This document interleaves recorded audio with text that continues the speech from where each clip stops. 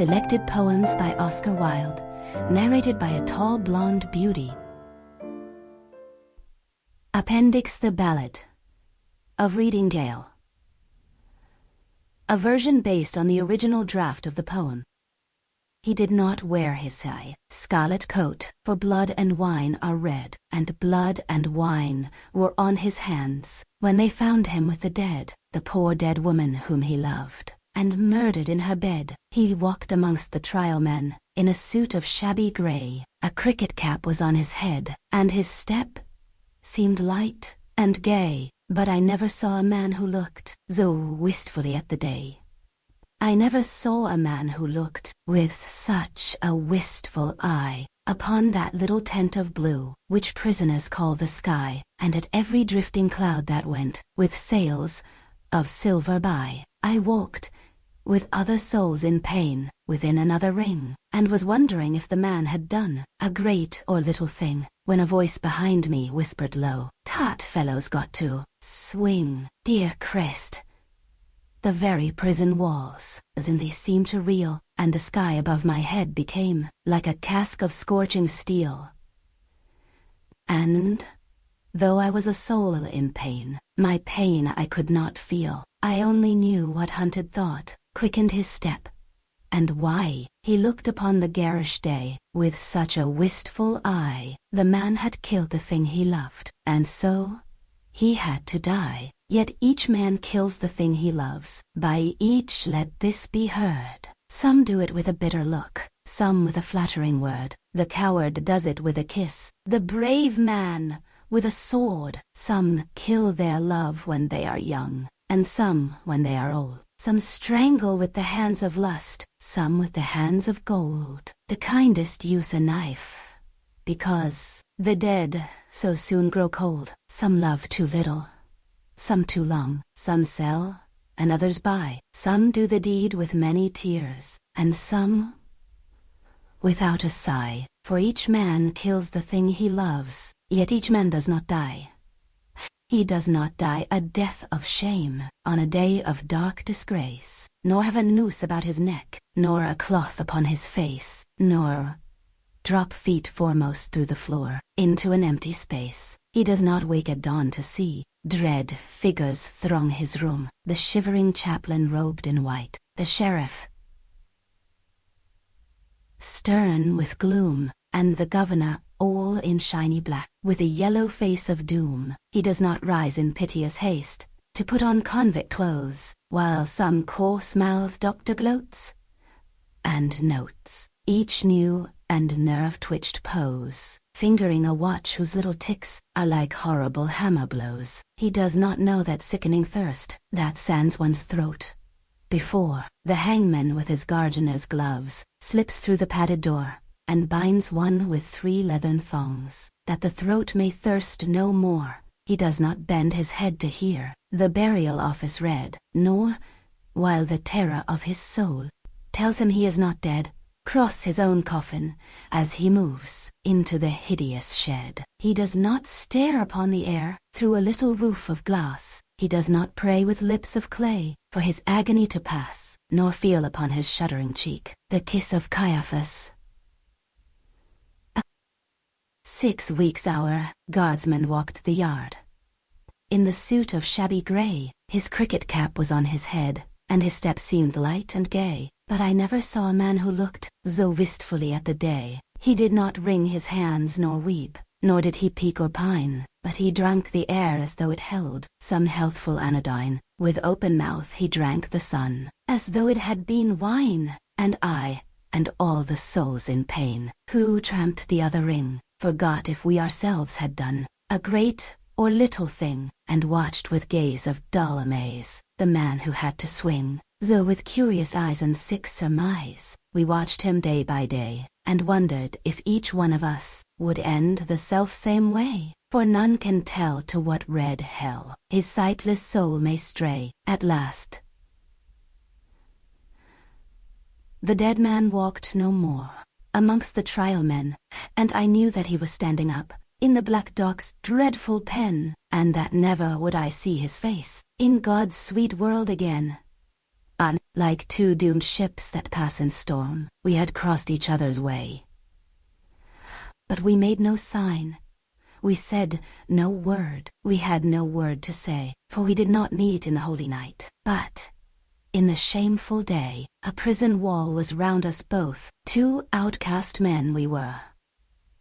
The world had thrust us from its heart, and God from out his care, and the iron gin that waits for sin had caught us in its snare.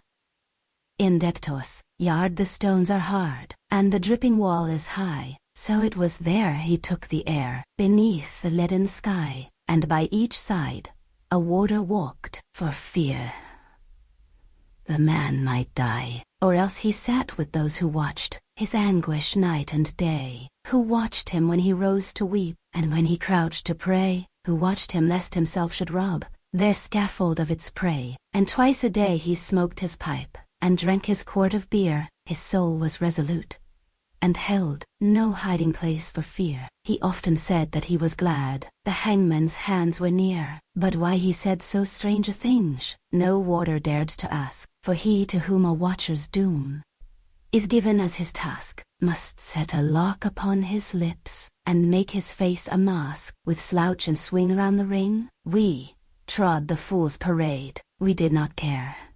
We knew we were the devil's own brigade, and shaven head and feet of lead make a merry masquerade. We tore the tarry rope to shreds with blunt and bleeding nails. We rubbed the doors and scrubbed the floors, and cleaned the shining rails, and rank by rank we soaped the plank, and clattered with the pails. We sewed the sacks, we broke the stones, we turned the dusty drill.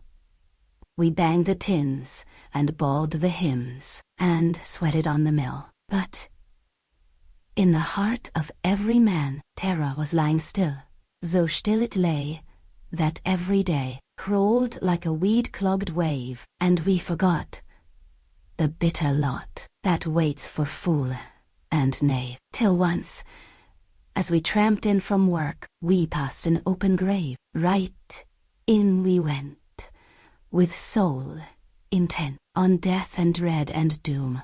The hangman, with his little bag, bent shuffling through the gloom, and each man trembled as he crept into his numbered tomb. That night the empty corridors were full of forms of fear, and up and down the iron town stole feet we could not hear, and through the bars that hide the stars white faces seem to tear. But there is no sleep when men must weep who never yet have wept. So we, the fool, the fraud, the knave, that endless vigil kept, and through each brain on hands of pain another's terror crept. Alas, it is a fearful thing to feel another's guilt, for right within the sword of sin pierced to its poisoned hilt, and as molten lead were the tears we shed for the blood we had not spilt. The warders with their shoes of felt crept by each padlocked door, and peeped and saw, with eyes of awe, grey figures on the floor, and wondered why men knelt to pray, who never prayed before. The morning wind began to moan, but still the night went on. Through its giant loom the web of gloom crept, till each thread was spun, and, as we prayed, we grew afraid of the justice of the sun. At last I saw the shadowed bars, like a lattice wrought in lead, move right across the whitewashed wall that faced my three-plank bed, and I knew that somewhere in the world God's dreadful dawn was red. At 6 o'clock we cleaned our cells. At 7 all was still, but the softened swing of a mighty wing the prison seemed to fill. For the Lord of Death with icy breath had entered in to kill. He did not pass in purple pomp, nor ride a moon-white steed. 3 yards of cord and a sliding board are all the gallows need. So, with rope of shame, the herald came to do the secret deed. We waited for the stroke of 8. Each tongue was thick with thirst, for the stroke of 8 is the stroke of fate that makes a man accursed, and fate will use a running noose for the best man and the worst. We had no other thing to do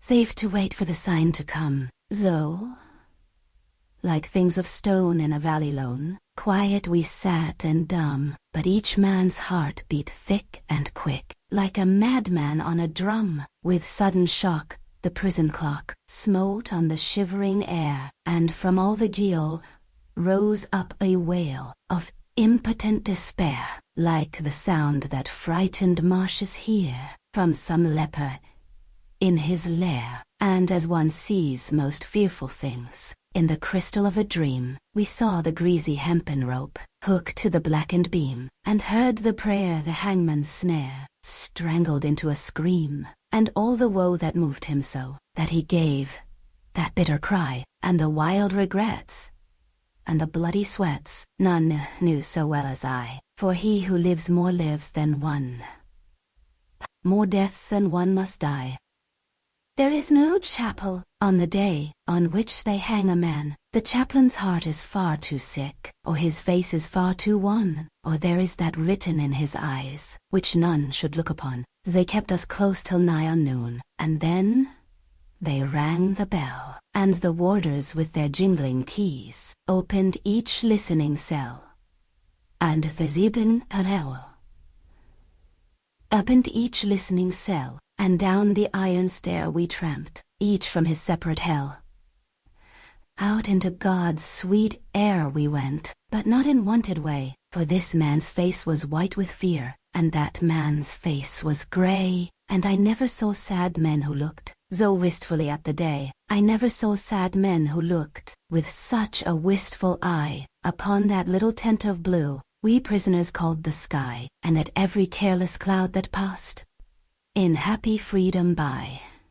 But there were those amongst us all who walked with downcast head, and knew that, had each got his due, they should have died instead. He had but killed a thing that lived, whilst they had killed the dead. For he who sins a second time wakes a dead soul to pain, and draws it from its spotted shroud, and makes it bleed again, and makes it bleed great gouts of blood, and makes it bleed in vain, like ape or clown, in monstrous garb, with crooked arrows starred. Silently we went round and round the slippery asphalt yard. Silently we went round and round, and no man spoke a word. Silently we went round and round, and through each hollow mind the memory of dreadful things rushed like a dreadful wind, and horror stalked before each man, and terror crept behind. The warders strutted up and down, and kept their herd of brutes. Their uniforms were spick and span, and they wore their Sunday suits, but we knew the work they had been at by the quicklime on their boots, for where a grave had opened wide, there was no grave at all, only a stretch of mud and sand by the hideous prison wall, and a little heap of burning lime, that the man should have his pall, for he has a pall, this wretched man, such as few men can claim. Deep down below a prison yard, naked for greater shame, he lies, with fetters on each foot, wrapped in a sheet of flame. For 3 long years they will not sow, or root or seedling there. For 3 long years the unblessed spot will sterile be and bare, and look upon the wondering sky with unreproachful stare. They think a murderer's heart would taunt each simple seed they sow. It is not true. God's kindly earth is kindlier than men know, and the red rose would but blow more red, the white rose whiter blow. Out of his mouth a red, red rose, out of his heart a white. For who can say by what strange way Christ brings his will to light, since the barren staff the pilgrim bore bloomed in the great Pope's sight. But neither milk-white rose nor red may bloom in prison air. The shard, the pebble, and the flint are what they give us there, for flowers have been known to heal a common man's despair, so never will wine-red rose or white, petal by petal, fall on that stretch of mud and sand that lies by the hideous prison wall. to tell the men who tramp the yard that son died for all. He's at peace, this wretched man, at peace, or will be soon. There is no thing to make him mad, nor does terror walk at noon, for the lampless earth, in which he lies, has neither sun nor moon. The chaplain would not kneel to pray by his dishonored grave, nor mark it with that blessed cross that Christ for sinners gave, because the man was one of those whom Christ came down to save. Yet all is well. He has but passed to life's appointed bourne, and alien tears will fill for him pity's long broken urn, for his mourners will be outcast men, and outcasts always mourn.